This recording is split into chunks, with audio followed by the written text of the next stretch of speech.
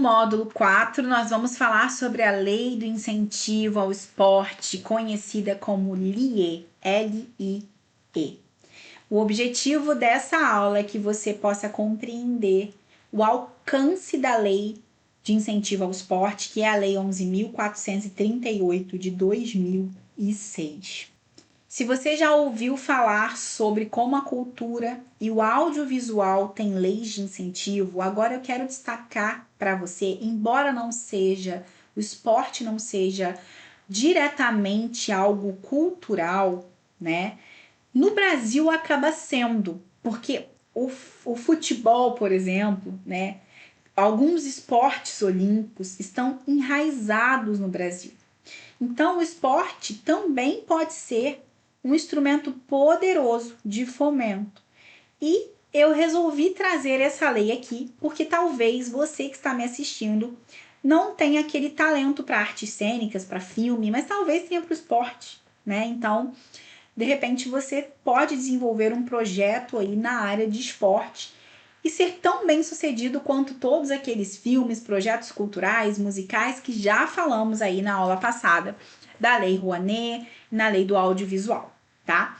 Essa lei, como eu disse, a Lei 11.438, ela foi sancionada lá em 2006 e tinha o objetivo de criar incentivos e benefícios para fomentar as atividades de caráter desportivo e paradesportivo. É interessante também, porque às vezes a gente pensa no esporte como um projeto específico para pessoas que tenham talvez as suas plenas capacidades físicas, mas existe no Brasil algo extremamente interessante e importante, que são os esportes paradesportivos, né?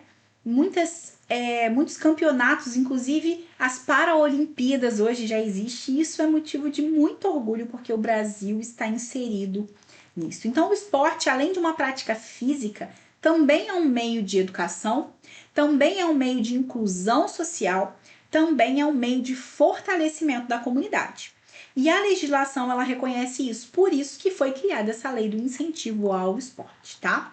Além do incentivo ao esporte, ela permite também, da mesma forma como as leis que falamos antes, do audiovisual e Rouanet, que empresas e pessoas físicas destinem parte do seu imposto de renda para projetos esportivos que sejam aprovados aí pelo governo federal.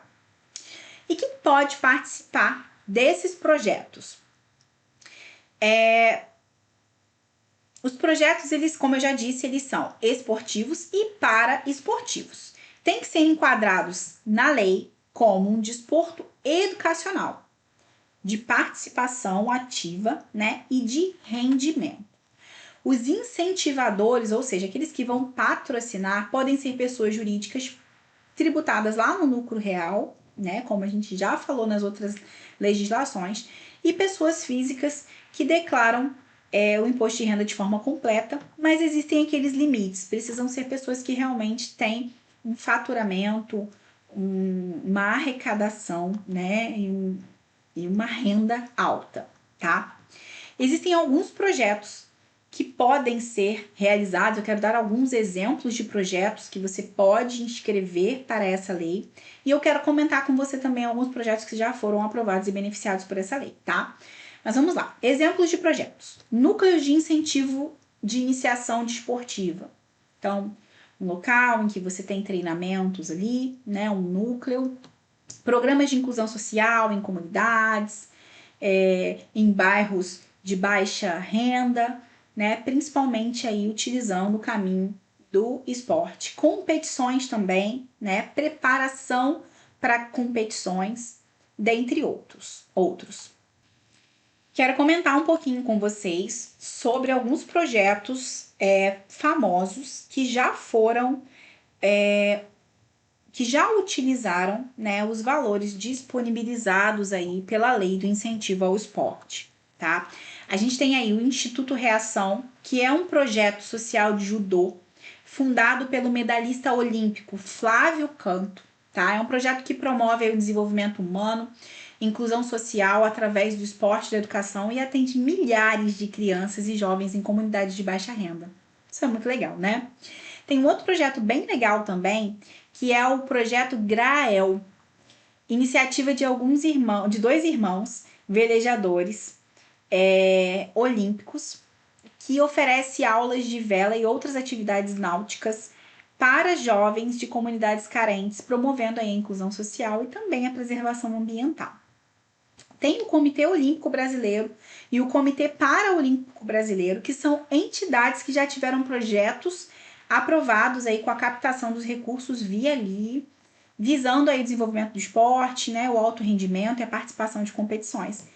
E tem aqueles projetos de clubes menores, que certamente aí em alguma cidade da nossa região tem projetos que já foram alcançados aí pela lei do incentivo ao esporte. E quais são os procedimentos para aprovação, captação e execução desses recursos? Bom, como todas as outras leis que já falamos, o proponente tem que elaborar um projeto, tá? Conforme o manual oficial da Lei de Incentivo ao Esporte. Eu vou deixar também na apostila o link desse manual, tá? O projeto ele tem que ser submetido ao órgão competente, que em regra é o Ministério do Esporte, para que seja analisado, aprovado e após essa aprovação fica liberado ali no sistema a captação de recursos, tá? Depois que os recursos são captados, apareceu ali pessoas interessadas em disponibilizar seus recursos, você capta o recurso e aí você tem que começar a execução, tá? Então, após a captação e após a execução, há exigências de se prestar contas de como foi utilizado esse recurso, tá? E há algumas vedações, como, por exemplo, não se pode utilizar esses recursos para poder remunerar atletas profissionais. Então, digamos que você tem um projeto e você contrate um atleta que já é profissional, que participa das Olimpíadas para dar aula ali. Esse recurso não pode remunerar esse atleta, tá? Ou esse atleta vai receber de outra fonte, ou esse atleta vai fazer o serviço de forma gratuita, tá? Como sempre, a gente fala aqui dos exemplos de boas práticas e alguns cuidados que tem que se ter.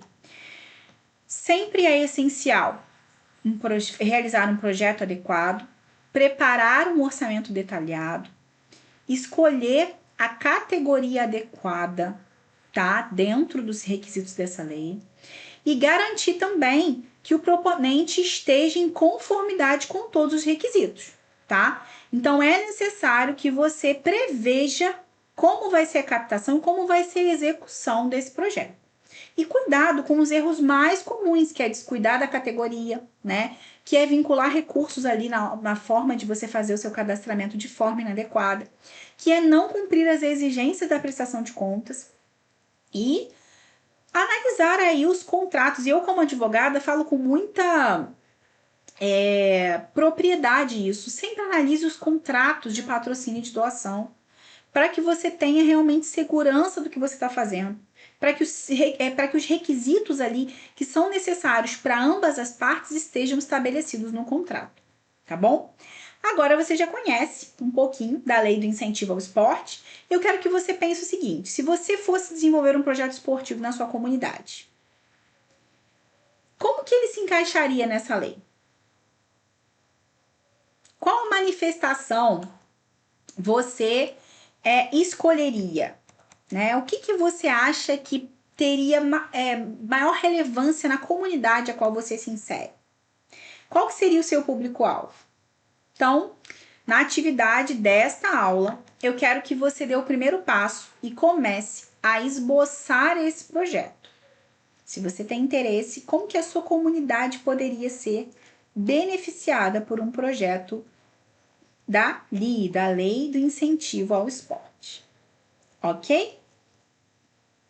Vou deixar, como sempre, as referências de leitura, que são leituras obrigatórias, você conhecer o texto da lei, você conhecer o manual do incentivo ao esporte, conhecer a cartilha dessa legislação que está disponibilizada no site do governo federal, né?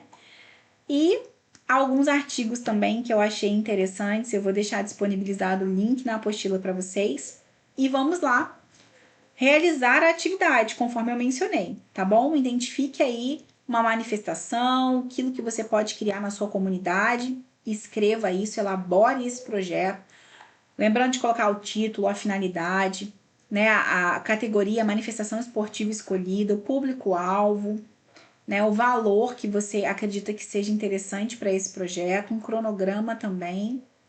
E é isso, ok? Até a próxima aula. Nós vamos falar aí no próximo módulo da Lei Aldir Blanc